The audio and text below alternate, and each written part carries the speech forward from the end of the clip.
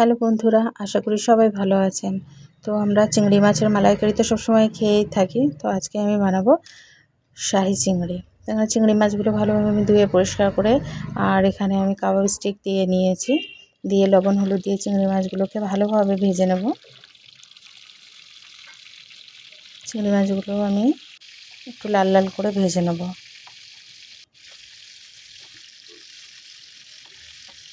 চিংড়ি মাছগুলো সাইজে বেশ বড় ছিল। এবার কিছুটা কাজু বাদাম আমি জল দিয়ে পেস্ট করে নেব।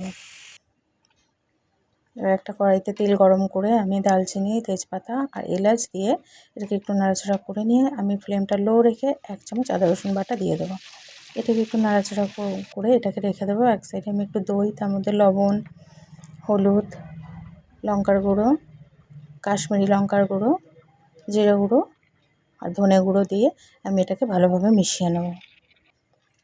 এখন এটা মিশিয়ে নিয়েছি। এবার ওই তেলের মধ্যে এটাকে দিয়ে দেবো। এটাকে দিয়ে একটু ভালোভাবে নাড়াচাড়া করে নিয়ে দেখুন এটা তেল ছাড়া ছাড়া হয়ে গেছে। এবার ওই কাজু বাদাম বাটা দিয়ে দেবো। এটাকেও ভালোভাবে নাড়াচাড়া করে কষিয়ে নেব। দেখুন এটা থেকেও তেল ছাড়তে শুরু করেছে। এবার আমি এটাকে জল দিয়ে দেবো। কিছুটা জল দিয়ে এটা ফুটে উঠলে এবার ওই ভেজে রাখা চিংড়ি মাছগুলো দিয়ে দেবো। এটাকে একটু নাড়াচাড়া করে একটু ঢাকা দিয়ে আমি 5 মিনিট মিডিয়াম ফ্লেমে রেখে দেবো। এটা ফুটে গেছে। এবার একটা বড় সাইজের পেঁয়াজ বেরেস্তা করে রেখেছিলাম, ওটাকে আমি দিয়ে দেবো। পেঁয়াজ বেরেস্তাটা দিয়ে আমি এখানে 25 মিনিট লো ফ্লেমে এটাকে আমি কুক করেছি।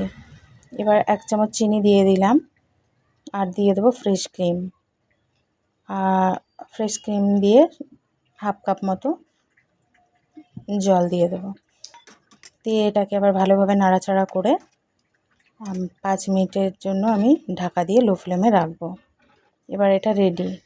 এর মিডিলে আমার এখানে আমি একটু ঘি আর আপনার গরম মশলার গুঁড়ো দিয়েছিলাম, যেটা দেখানো হয়নি। ওটা অবশ্যই দেবেন, ঘিটা অবশ্যই দিতে হবে, যেহেতু এটা শাহি চিংড়ি তো ঘি তো লাগবেই। ঘি আর গরম মশলাটা আমি দিয়েছিলাম, ওটা আপনারা অবশ্যই দিয়ে দেবেন। তো দেখুন এই শাহি চিংড়িটা দেখতে কত সুন্দর হয়েছে, কতটা লোভনীয়। আপনারা একবার অবশ্যই এইভাবে ট্রাই করবেন। আমি আশা করি আপনাদের পছন্দ হবে। আর লাইক করবেন।